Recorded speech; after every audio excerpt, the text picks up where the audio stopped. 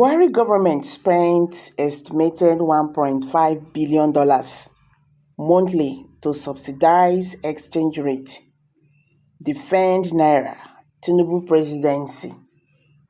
Nigerians, yawa don gas so. E be like say everything don fall yakata be this. Because right now, we don't even understand all this kind of blame game.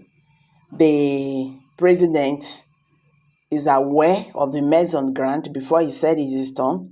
He's going to repair what, his predecessor in his own party, his party man, all of them joined to spoil and everything. So all these blame game, presidents, Bola Tinubu was not the cause of the economy, this and that. The economy don't fall for grant before Tinubu came on board. But don't forget that it was not Buhari that removed fuel subsidy, because this is the main problems Nigerians are facing right now. Fuel subsidy was removed without any cushion on grant, to that effect. So that is the problem. But they keep on blaming. I don't even, all this blaming game is what I don't understand. I'm saying it again.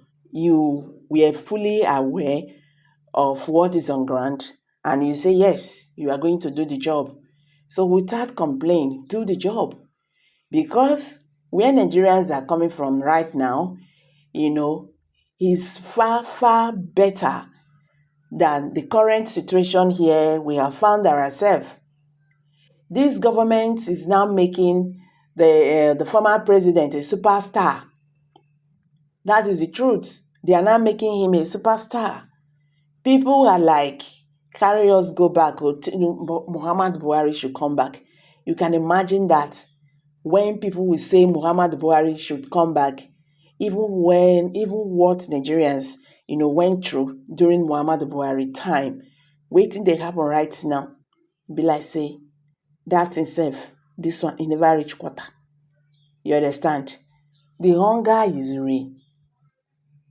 The unemployment is real. The poverty is real. The insecurity is real. There is no faking about it. This government should understand all this and hit the ground running, as they said. The presidency has revealed that the administration of the former president, Muhammad Buhari, subsidized exchange rate with an estimated 1.5 billion monthly to defend Naira. The special advisor to President Bola Tinubu on Information and Strategy, Bayo Ononoga, said. He said this in a State House rejoinder to New York Times reports on Nigerians' current economic woes. Sahara reporters reported earlier on Monday that the presidency, in a detailed rejoinder, emphasized that the economic challenges facing Nigeria were inherited by President Tinubu, who came into office late May 2023, and not a result of the current administration's policies. Describing the report titled "Nigeria Confronts Its Worst Economic Crisis in a Generation" as misleading and overly negative. Ononoga cited cases to absorb the principal's administration from the current economic situation.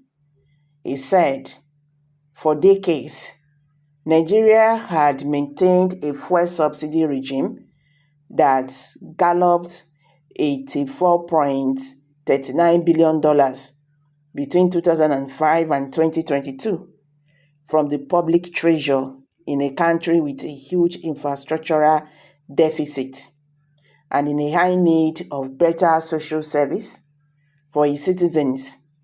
The state's oil firm, NNPC, the sole importer, had amassed trillions of naira in debt for absorbing the unsustainable subsidy payments in its books. By the time President Tinubu took over the leadership of the country, there was no provision made for fuel subsidy payments. in the national budget beyond June 2023, the budget itself had a striking future. It planned to spend 97% of revenue servicing debt with little left for recruitment or capital expenditure.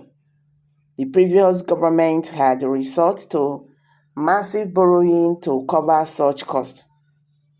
Like oil, the exchange rate was also being subsidized by the government with an estimated 1.5 billion spent monthly by the CBN to defend the currency against